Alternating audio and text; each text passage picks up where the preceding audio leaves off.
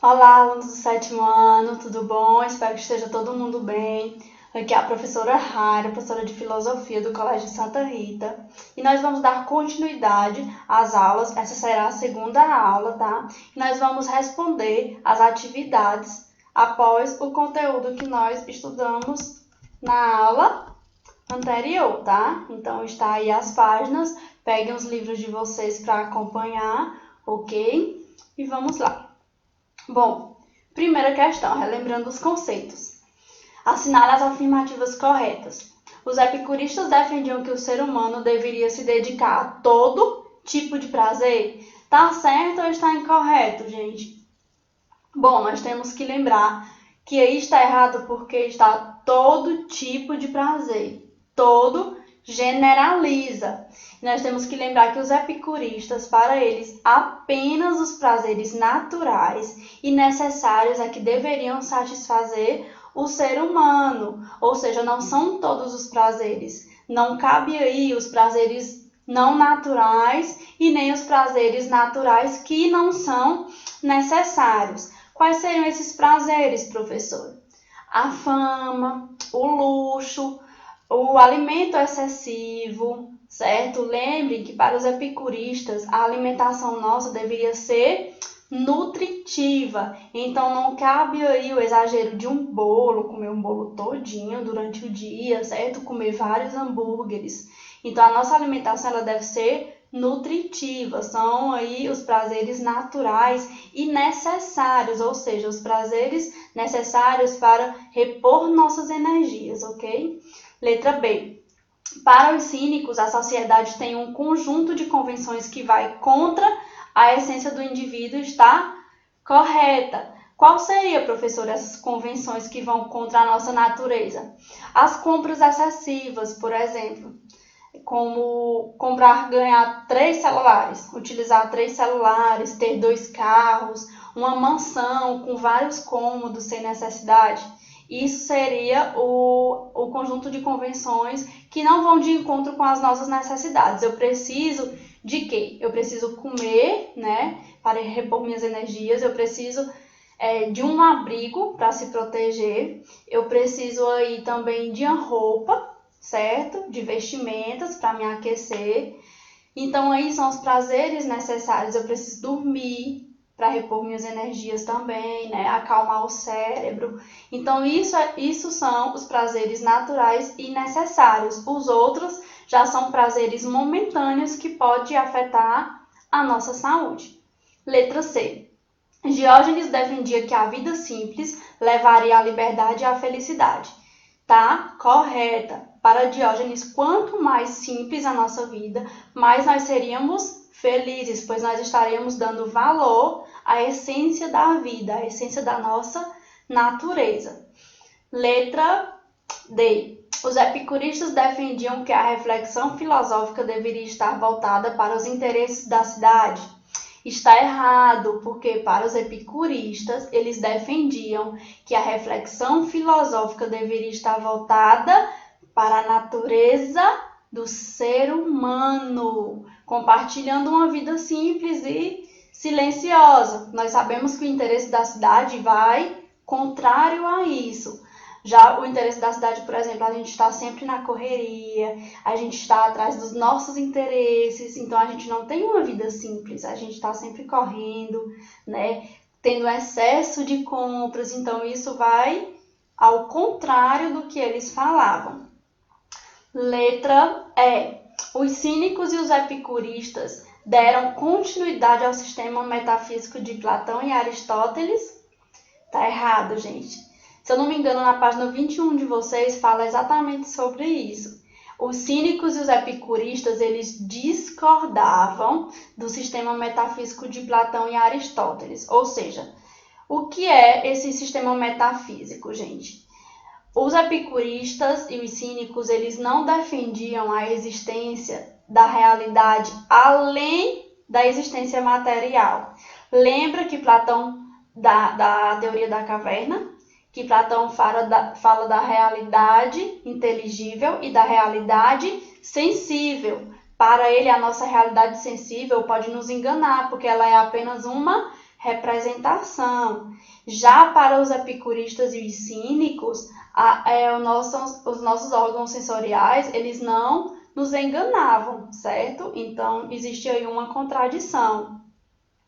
Bom, então, tem a F.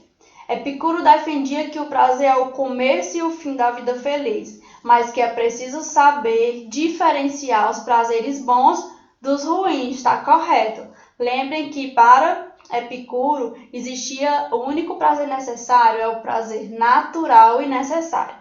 Os prazeres não naturais e os prazeres naturais não necessários não cabem aí e podem fazer mal à saúde do ser humano, tá? É importante lembrar dos prazeres momentâneos, como as drogas, por exemplo, tá?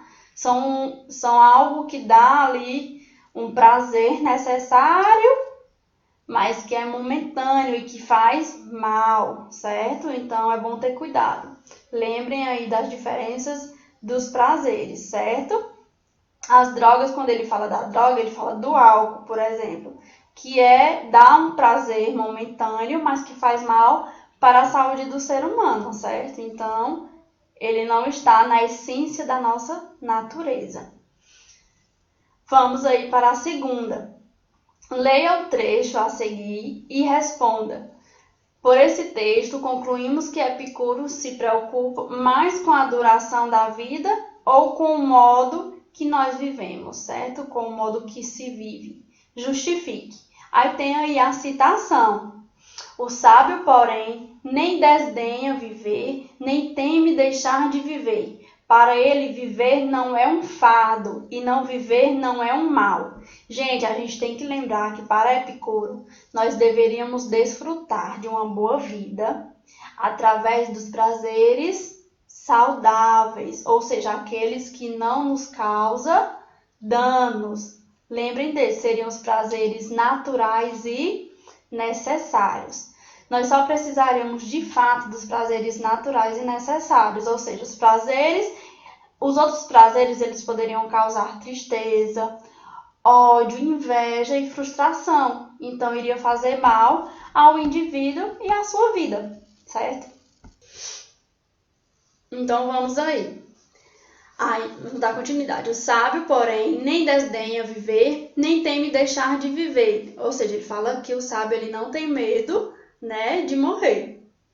Para ele, viver não é um fardo e não viver não é um mal.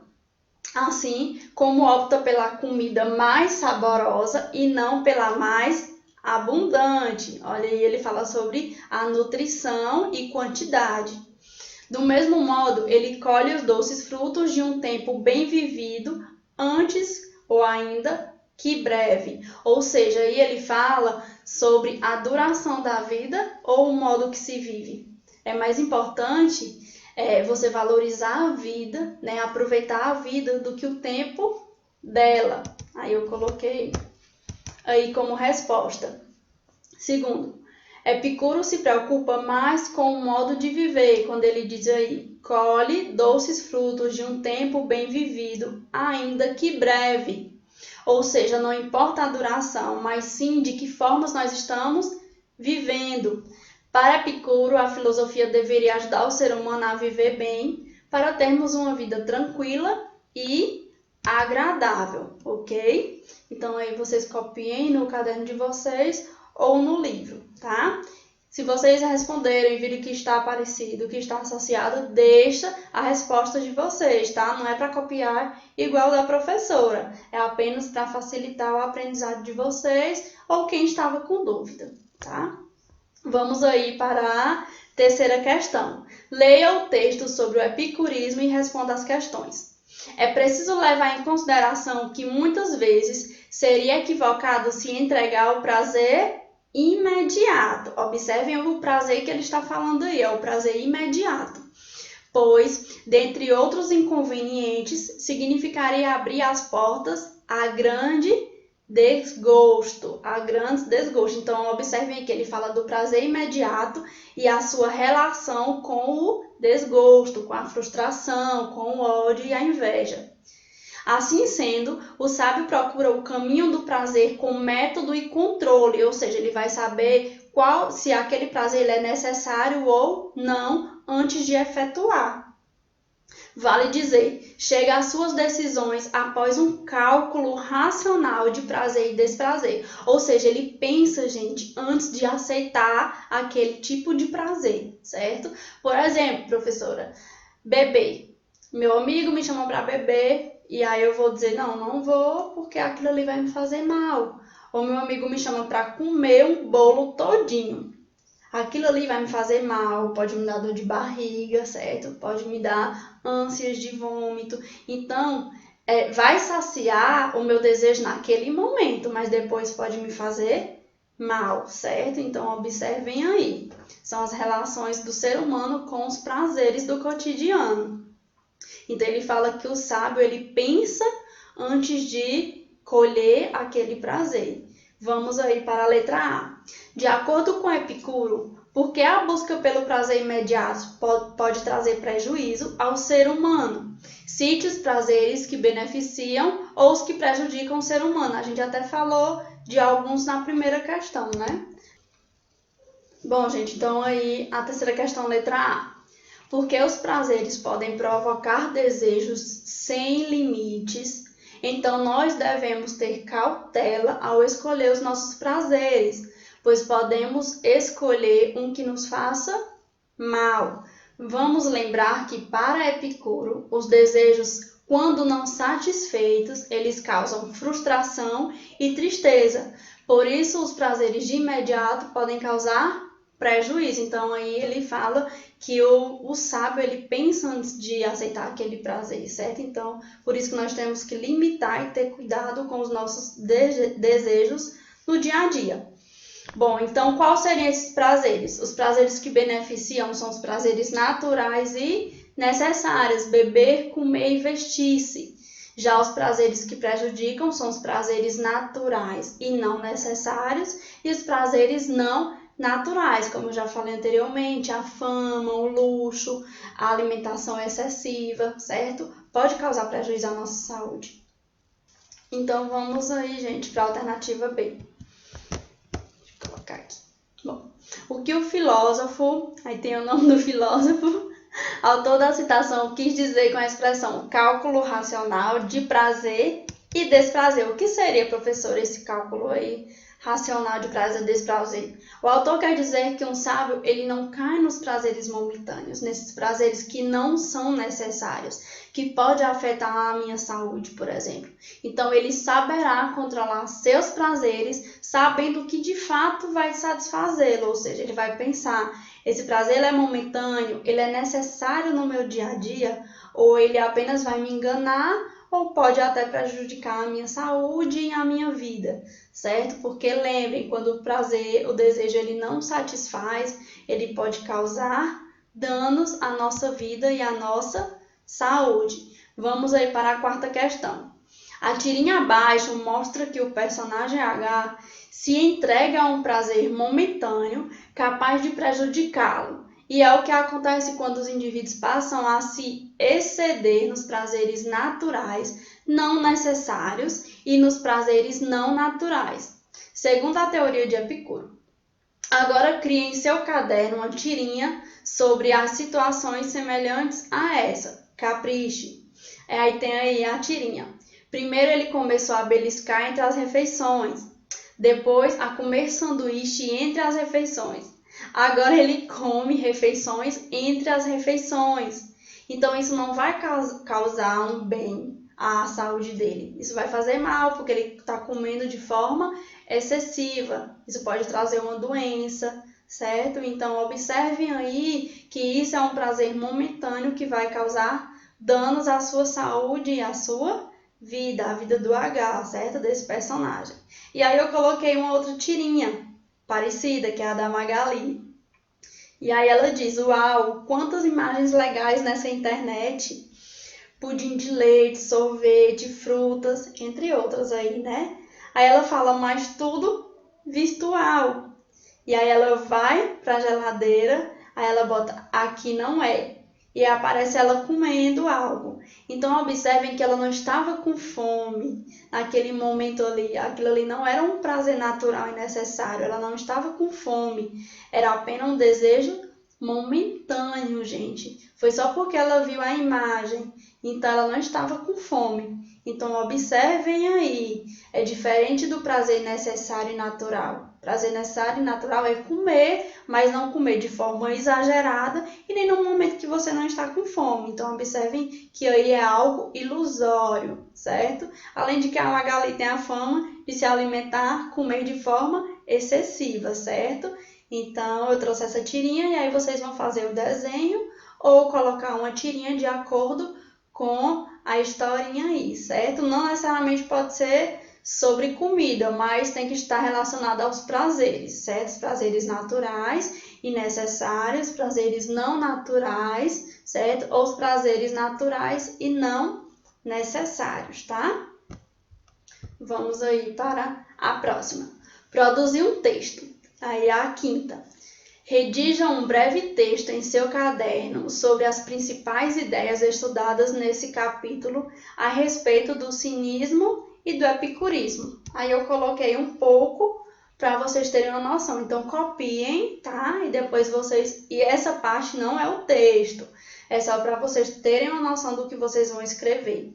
Eu coloquei as principais ideias do epicurismo e cinismo estudados nesses capítulos. São, primeira, valorizar o que realmente precisamos para viver e ser felizes, respeitando a nossa própria natureza. Ou seja, o ser humano ele precisa satisfazer apenas suas necessidades básicas, como dormir, comer e abrigar-se, vivendo principalmente sem fama, sem luxo, que são coisas supérfluas, ou seja, que não são necessárias para a nossa vida.